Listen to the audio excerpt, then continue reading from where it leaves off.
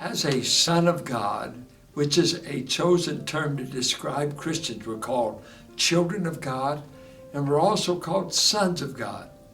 When we use the word children, we're emphasizing a life connection to God. We've been born of his seed. We have God's life in us. When we talk about you being a son of God, the emphasis is more on privilege and the marks of maturity. Listen to what Romans says in verse 12. He said, "Therefore, brothers, we're not under obligation to the flesh to live towards it, but we're in the Spirit." Then he goes on, verse 14. "For those who are led by the Spirit of God are the sons of God. The Spirit you received does not make you slaves, so that you live in fear again. Rather, the Spirit you received brought about your adoption to sonship. And by him we cry, Abba, Father. The Spirit himself testifies with our spirit that we are God's children." And he goes on to say, not only God's children, but we're heirs. And what is the Spirit of God emphasizing in us all the time? He's emphasizing you've got a birth relationship to the Father, and you've got the privilege of an adult son.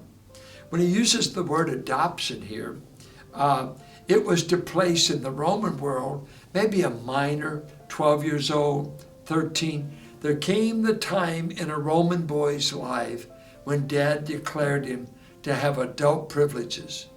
That would be between 12, 14. The Jews, let's say, would say bar mitzvah. The Romans had a ceremony called toga viralis. It was the robe of maturity.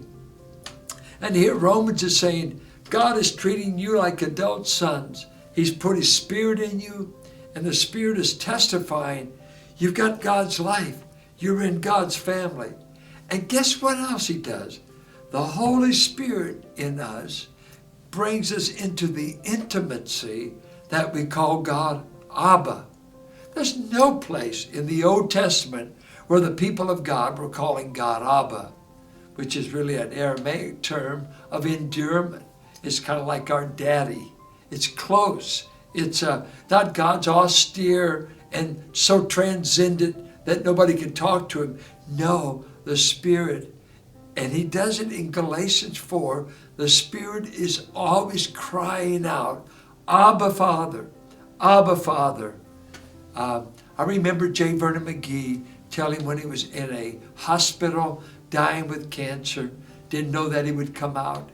And preachers would come see him, and they said, well, Vernon, you might be going to heaven any moment. He said he was a scared man, very scared.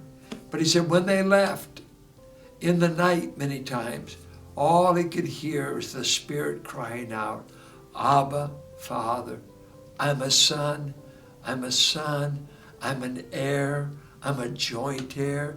I am related to the God of the universe through the new birth. He has put his life in you. His life is in his children. And the privileges of an adult son. Galatians said, when you became an adult son in Galatians 4, you no longer were dependent on the law, tutors, babysitters. No more babysitters after being declared a son. No more. You now are not being told by household servants what to do. You are now treated like an heir. And we, wonderful, wonderful privilege. We are not under the law. We're not under tutors. We're not under bosses. We're under the Father who gave us life and keeps reminding us by his Spirit, I've called you to be a son. No matter whether you're a lady or a man, that privilege is for both.